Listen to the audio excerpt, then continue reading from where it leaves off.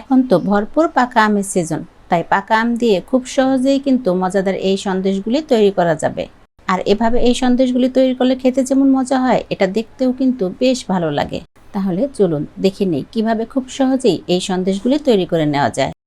সন্দেশটা বানানো শুরু করার আগে প্রথমে একটা মিক্সার তৈরি করে নেব। তার জন্য এখানে প্রথমেই নিয়েছি হাফ কাপ পরিমাণ তরল দুধ আর 1 কাপ পরিমাণ নিয়েছি পাউডার মিল্ক।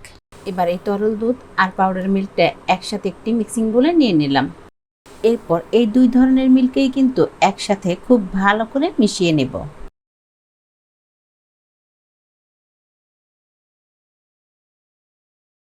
আর রান্না করার সময় যেন অতিরিক্ত সময় নিয়ে জাল করতে না হয়, তার জন্য এখানে কিন্তু আমি লিকুইড দুধের পরিমাণটা কম দিয়েছি। তবে চাইলে কিন্তু লিকুইড দুধের পরিমাণটা আরও কিছুটা বাড়িয়েও এই মিশ্রণটা তৈরি করা যাবে। আর এই তো আমার এই মিশ্রণটা কিন্তু এখন একেবারেই রেডি। এবার এই মিশ্রণটা একটি সাইডে রেখে দিচ্ছি।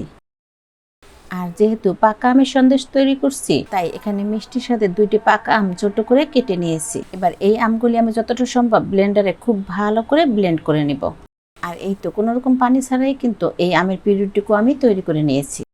এখন সন্দেশ তৈরি করার জন্য সরাসরি চুলাতে চলে এলাম। এজন্য আমের সম্পূর্ণ পিউরিটুকু দিয়ে এবার এটা বেশ কিছুক্ষণ সময় নিয়ে রান্না করতে থাকবো।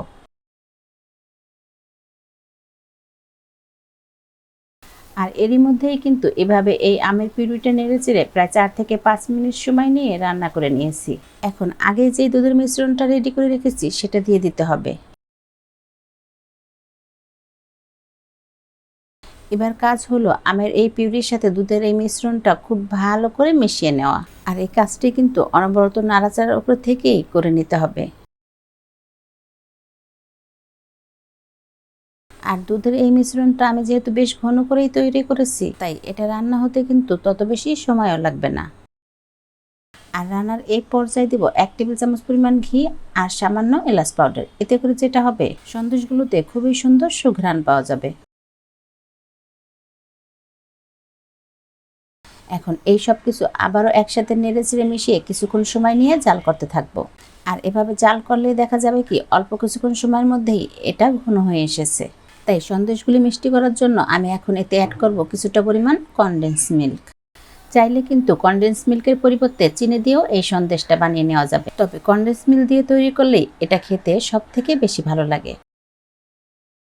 এরপর এই কনডেন্স মিল্কটা নেড়েচেড়ে মিশিয়ে অল্প কিছুক্ষণ সময় জাল করলেই দেখা যাবে মোটামুটি টাইট একটা ডো হয়ে এসেছে। আর এভাবে যখনই এই ডোটা প্যানের কাছে ছেড়ে আসবে, ঠিক তখনই ধরে নিতে হবে সন্দেশের জন্য এই ডোটা রেডি। এবার এই ডোটা আমি চুলা থেকে নামিয়ে রাখবো আর কিছুটা ঠান্ডা হওয়ার পরেই সন্দেশগুলি তৈরি করে নেব। আর আজকের পাকা আমের সন্দেশগুলি বানানোর জন্য আমি এরকম একটি সাজ ব্যবহার করছি। আর এই সাজটার কারণেই কিন্তু সন্দেশগুলির উপরে খুব সুন্দর একটা ডিজাইন তৈরি হবে। এরপর সন্দেশগুলি আমি যে সাইজে তৈরি করব সেই আন্দাজে কিন্তু কতগুলি লিচি তৈরি করে নিয়েছি। এবার এই লিচিটা হাত দিয়ে সামান্য চেপে কিছুটা গোল করে নিতে হবে।